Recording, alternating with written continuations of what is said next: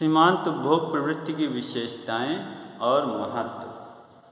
हम आज last point पर आ रहे हैं, तो थोड़ा सा इसको पढ़ते चलते हैं। अभी इसको पहले ही पढ़ लेना चाहिए था जब एमपीसी पढ़े थे तभी, लेकिन तब टाइम नहीं मिल पाया था, तो हमने सोचा इसको भी पढ़ा ही दिया जाए साथ साथ। तो और ये इम्पोर्टेंट भी है, चाहे कोई कंपटीशन देंगे या कोई वैसा जो परंपरागत एग्ज़ाम है, कहीं भी ये इनकी आवश्यकता पड़ेगी। और एमपीसी में अगर ये नहीं आ रहा है तो समझ लो कुछ नहीं आ रहा है, फिर आपका एमपीसी आपका तैयार नहीं है। चलिए विशेषताएं पढ़ लेते हैं। एमपीसी सदैव धनात्मक होती है और कभी भी शून्य नहीं होती है, ये यहाँ से पता चल चुका है। एमपीसी सदैव धनात्मक होती है, देख रहे हैं, ये कभी भी शून्य नहीं होती, कभी भी शून्य भी नहीं होती और कभी भी ऋणात्मक भी नहीं है। यानी कि अगर ये शून्य ही नहीं होगी तो ऋणात्मक होने का तो सवाल ही नहीं उठता है। तो एमपीसी सदैव धनात्मक होती है, हमेशा ये धनात्मक होती है, लेकिन कभी भी शून्य नहीं हो सकती, पहला। दूसरा है एमपीसी सदैव इकाई से कम होती है, इसको ये देख लीजिए, इकाई से कम भी है, और यहाँ से है शून्य नहीं हो सकती, इकाई से कम है, ऋणात्मक नहीं हो सकती है। यानी इकाई से कम है, शून्य नहीं हो सकती, ऋणात्मक नहीं हो सकती।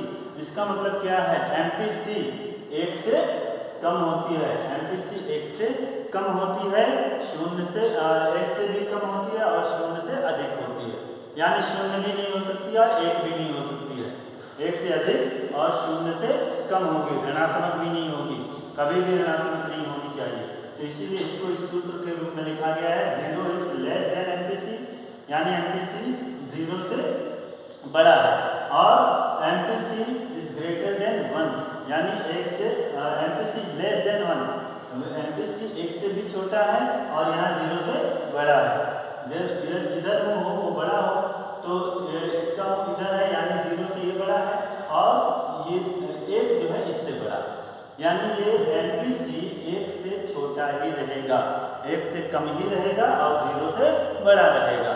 तो ये इसको याद रख लीजिए, MPC is greater than 0 and less than 1, 1 से कम और 0 से अधिक होगा।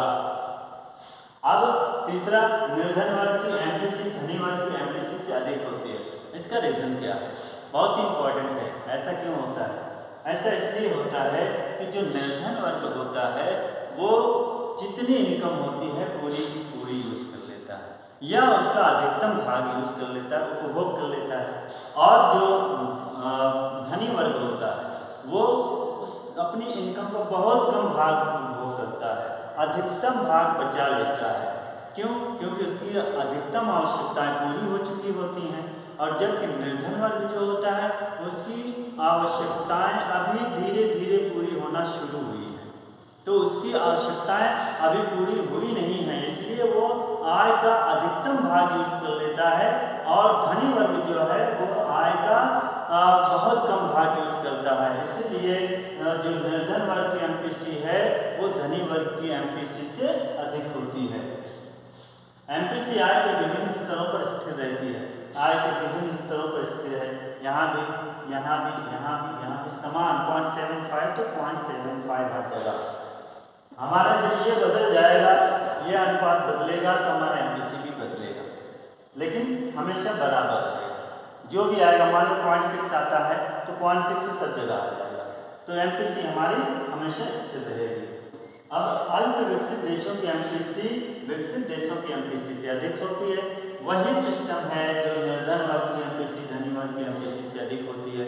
यहाँ भी वही सिस्टम है कि विकसित देशों की अधिकतम आवश्यकताएं पूरी ही नहीं हुई होती हैं, तो उनको अपनी आय का अधिकतम भाग खर्च करना पड़ता है। और विकसित देशों की एमपीसी, विकसित देश जो हैं अपनी हर लगभग आवश्यकता की पूर्ति कर चुके होते हैं, इसलिए वो अपनी आय का कम भाग यूज करते हैं, यानी बचत ज़्यादा करते हैं।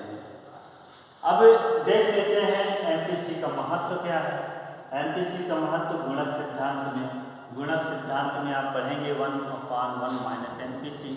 तो जब गुणक सिद्धांत पढ़ेंगे तो वहाँ पर पूरा डेरिवेशन करवाएंगे, तो जब डेरिवेशन करवाएंगे तब आपको एमपीसी का महत्व समझ में आ जाएगा। और वहाँ पे आपको एमपीसी, आप समझ लो एमपीसी वहाँ पे आपको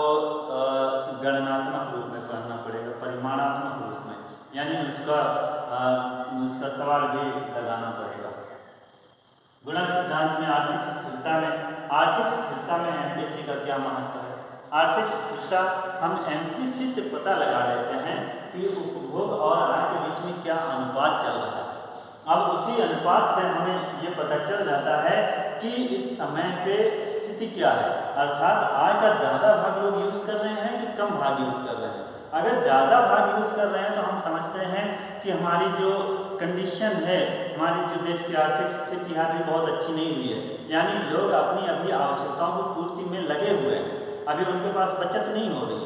और अगर MPC कम हो जाती है, कम रहती है, तो हम इससे अंदाज़ा लगा लेते हैं कि अब लोगों के पास बचत होना शुरू हो गई है, तो उसके आधार पर हम राष्ट्रीय स्तर पर निर्णय लेते हैं।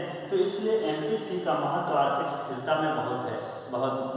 तो रोजगार संतुलन में और MPC रोजगार संतुलन में इसी से पता लगाया जाता है। जैसे अभी पहले बता दिया ना, MPC जो है अगर ज़्यादा हो रही है तो हम समझते हैं कि अभी हमारे पास कुछ एक्स्ट्रा लागू करने का वक्त नहीं है।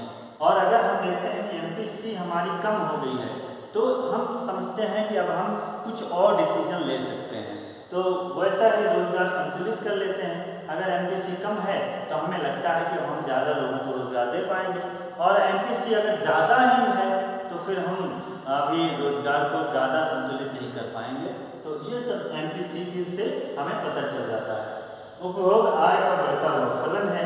MPC से ये हमें बात पहले ही पता चल गई है कि उपभोग आय का बढ़ता हुआ फलन है। जैसे जैसे उपभोग बढ़ता है, जैसे जैसे आय बढ़ती है वैसे वैसे ही उपभोग बढ़ता जाता है, और जैसे जैसे आय घटती है उपभोग घटता भी जाता है। लेकिन जितने अनुपात में आय बढ़ने पर उपभोग में वृद्धि हुई थी, उस अनुपात में उपभोग में आय में वृद्धि होने से उपभोग में वृद्धि नहीं होगी।